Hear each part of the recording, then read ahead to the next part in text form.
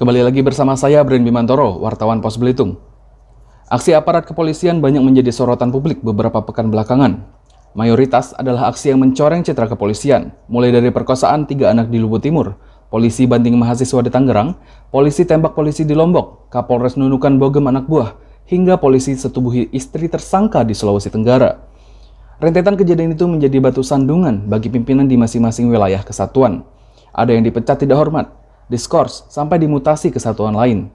Lalu, bagaimana respon dari Kapolres Belitung Timur AKBP Taufik Nur Isyah terkait isu ini? Bagaimana seharusnya aparat polisi bertindak sehingga tidak menjadi bumerang kepada kesatuan dan diri sendiri? Lalu bagaimana upaya dari Polres Belitung Timur untuk mengatasi masalah tersebut yang sudah menjadi atensi dari Kapolri? Berikut wawancara lengkap posbelitung.co bersama Kapolres Belitung Timur AKBP Taufik Nur Isyah.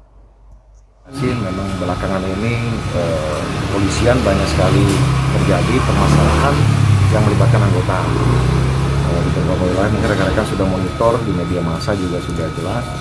Kami dari Polres Belitung Timur sudah arahkan seluruh perwira, para kapolsek, para kasat untuk melaksanakan pengawasan secara melekat terhadap anggota masing-masing. Pembinaan rohani, pembinaan mental terus digalakkan.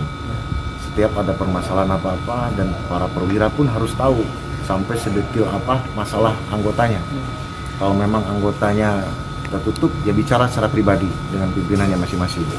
Jadi tidak apatis perwiranya, memang itu tanggung jawab para kesatuan masing-masing. Dan itu Kapolsek, itu Kasat. Karena kalau kita dari Polres terus terang tidak bisa menjangkau sampai ke tingkat Polsek. Nah, para Kapolsek yang berperan, jadi bukan hanya masalah kedinasan saja, termasuk kehidupannya dia.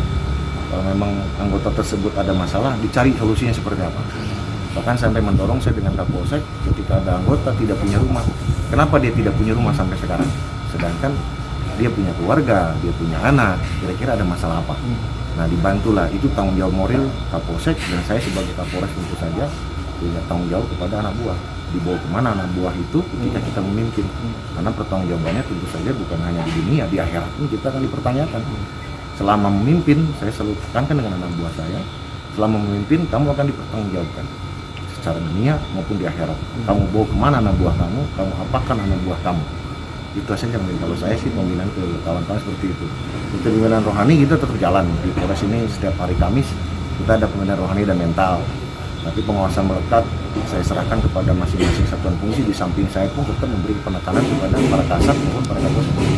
Ya mungkin saya akan lebih banyak nanti turun ke lapangan untuk langsung berinteraksi. Saya minta para perwira saya pun begitu, banyak berinteraksi dengan anggota maupun dengan keluarganya.